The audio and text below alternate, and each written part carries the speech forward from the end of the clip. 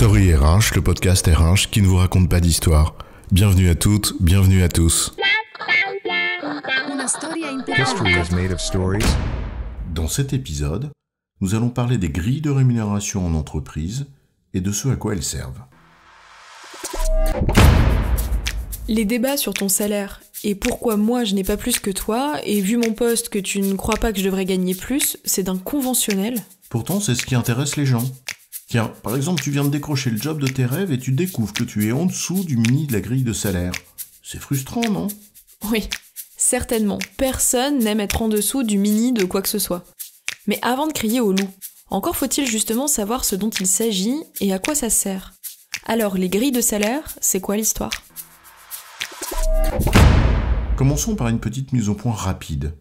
Ton salaire, ce n'est pas ta rémunération globale. Il y a en effet, en plus de ton salaire, de nombreux éléments de rémunération qui ont une valeur pour toi et un coût pour l'entreprise. Alors garde-toi de ne pas en tenir compte. Sinon tu pourrais bien faire une erreur qui n'est pas dans ton propre intérêt.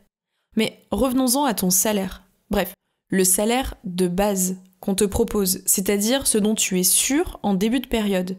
À l'inverse de primes, comme un bonus de fin d'année par exemple. C'est là où intervient cette expression que tout candidat ou collaborateur a déjà entendue, la fameuse grille des salaires, sans toutefois toujours bien comprendre non seulement ce que c'est, mais surtout comment l'entreprise s'en sert.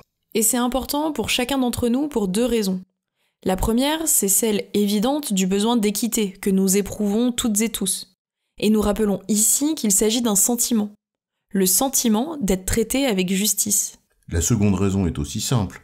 Nous avons besoin de savoir à quelle sauce nous allons être mangés, parce que nous préférons avoir la main sur notre destin plutôt que l'inverse, ou dit autrement, savoir sur quel levier agir pour améliorer notre condition. Intuitivement, nous savons toutes et tous ce qu'est une grille de salaire. C'est une référence qui fixe les salaires selon différents critères comme le degré de responsabilité du poste, par exemple. En l'occurrence, on imagine bien toutes ces petites boîtes avec un mini, une moyenne, un maxi. On sait aussi intuitivement ce que c'est qu'une classification, terme qui berce aussi le sujet. On voit bien toutes ces petites boîtes qui s'empilent dans une hiérarchie salariale qu'on aimerait bien monter, et de préférence le plus vite possible.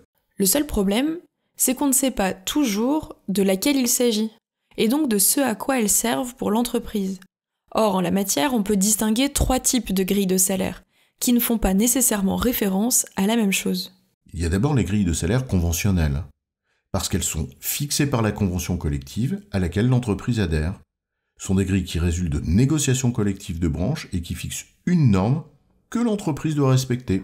Ce qui t'intéresse à cet effet, ce sont les salaires minimums. Qu'ils soient par poste, en fonction d'un coefficient, quelle que soit la référence, c'est une obligation légale pour l'entreprise.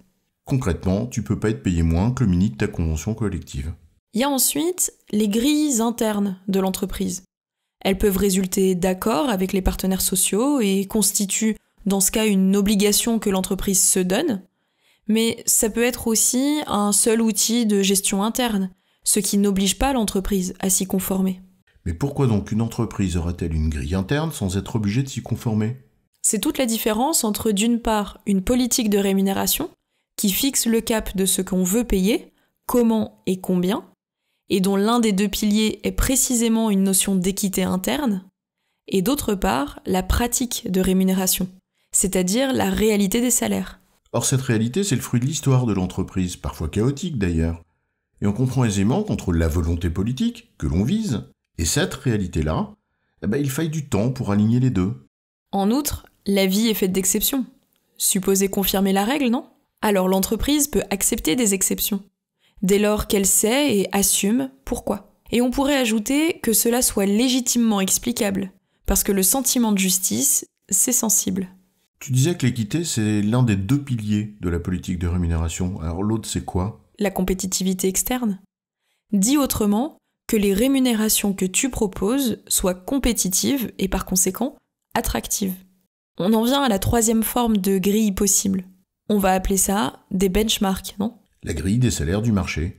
Or, cette dernière ne constitue qu'un point de repère, que l'entreprise n'a aucune obligation à suivre. Elle peut même décider volontairement d'être en dessous ou au-dessus du marché, pour certaines configurations, pour tout un tas de raisons explicables et légitimes. En revanche, normalement, cette 3e forme de grille, un comparatif, au marché, devrait être intégré dans la cible de la politique de rémunération, donc dans ce qu'on a appelé la grille interne, qui sert au fond de référence choisie par l'entreprise, mais non obligatoire. Et avec tout cela, tu sais que tu n'as pas les mêmes arguments selon que tu es en dessous d'un mini conventionnel, ce qui est illégal, ou pas au prix du marché, ce qui t'amène à réfléchir si la balance en vaut le coup ou pas. En résumé, les grilles de salaire conventionnelles constituent une obligation légale à laquelle l'entreprise doit se conformer, là où une grille interne constitue plutôt une cible qu'elle vise, mais qui ne l'oblige pas. Et plus généralement, la grille interne tient compte aussi d'une comparaison avec le marché pour préserver équité interne et compétitivité externe.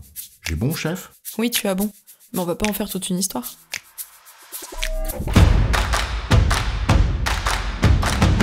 Story RH, le podcast RH qui ne vous raconte pas d'histoire. Retrouvez tous les épisodes sur storyrh.fr.